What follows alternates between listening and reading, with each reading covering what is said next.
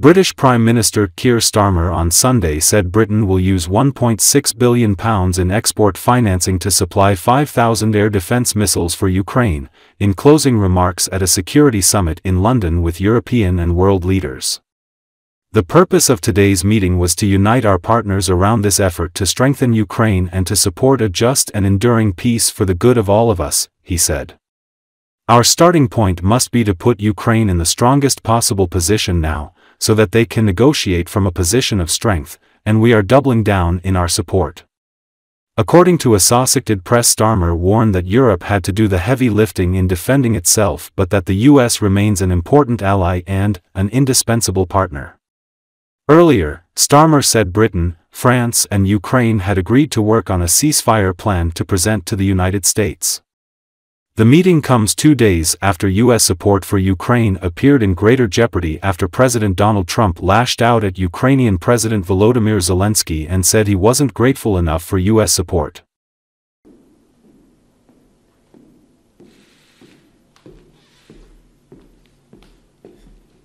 Afternoon. The first priority of this government, of any government, is the security and safety of the British people, to defend the national interest, particularly in these volatile times. That's why last week I announced the biggest sustained increase in defence spending since the Cold War. That's also why I met President Trump last week, to strengthen our relationship with America, and indispensable partners in defence and security. And it's why this weekend I've been hosting European leaders here in London to work together for the security of the United Kingdom, Ukraine, and Europe as a whole. Through my discussions over recent days, we've agreed that the UK, France, and others will work with Ukraine on a plan to stop the fighting. Then we'll discuss that plan with the United States and take it forward together. The purpose of today's meeting was to unite our partners around this effort, to strengthen Ukraine and to support a just and enduring peace for the good of all of us. Our starting point must be to put Ukraine in the strongest possible position now, so that they can negotiate from a position of strength, and we are doubling down in our support. Yesterday evening, the UK signed a £2.2 billion loan to provide more military aid to Ukraine, backed not by the British taxpayer, but by the profits from frozen Russian assets. And today I'm announcing a new deal, which allows Ukraine to use £1.6 billion of UK export finance to buy more than 5,000 air defence missiles, which will be made in Belfast, creating jobs in our brilliant defence sector. This will be vital for protecting critical infrastructure now and strengthen Ukraine in securing the peace when it comes. Italian Premier Giorgia Meloni had a meeting with British Prime Minister Keir Starmer in London on Sunday ahead of a summit of European leaders about the war in Ukraine in Downing Street. According to Associated Press, Meloni, a strong supporter of Ukraine, has positioned herself as a bridge between US President Donald Trump and Europe. She was the only European leader to attend Trump's inauguration, and her office said she spoke with the American president on Saturday night, in advance of the meeting in London. "We are all very committed about a goal that we all want to achieve, which is a just and lasting peace in Ukraine. I think it is very, very important that we avoid the risk that the West divides," Meloni said at the beginning of the meeting. "I think on this, UK and Italy can play an important role in bridge building, let's say, so you know that I've been also proposing a meeting between the US and European leaders. For if we divide ourselves, that would make us all weaker," she added. Britain is hosting a summit of European leaders on Sunday to shore up support for Ukrainian President Volodymyr Zelensky after an astonishing Oval Office blowout with Trump that left many uncertain where the once staunch allies stood. The London meeting has now taken on greater importance in defending the war-torn ally and boosting the continent's defences. Starmer, who is hosting the leaders of more than a dozen countries and other officials, embraced Zelensky on his arrival in London on Saturday, saying he is determined to find an end to Russia's war on Ukraine. Starmer announced Sunday that Britain, France and Ukraine have agreed to work on a ceasefire plan to present to the United States, a plan that emerged, he said, in talks among the country's leaders following the White House spat.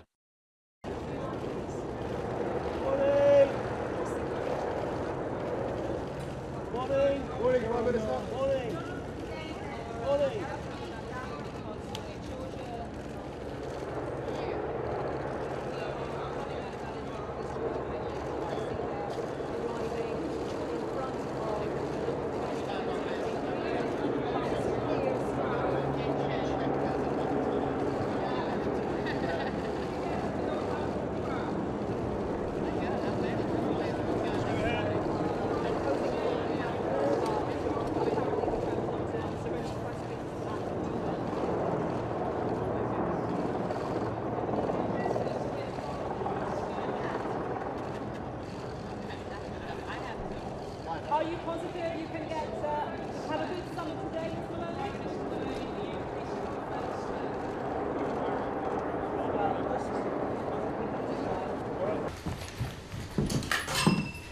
Good morning.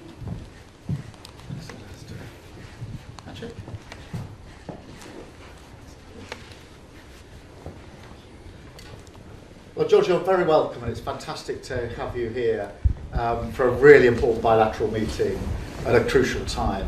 My visit to Rome just a few months ago, in the autumn of last year, was a fantastic occasion to celebrate the closeness of our two nations, our joint issues of concern, whether that's the economy, migration, and of course defence and security. So I'm very much looking forward to having the opportunity today to talk to you about the important issues that face us. I think we approach them with a very similar mindset, and so I'm very much looking forward to hearing your views about these matters. So you're very welcome. Thank you for making time.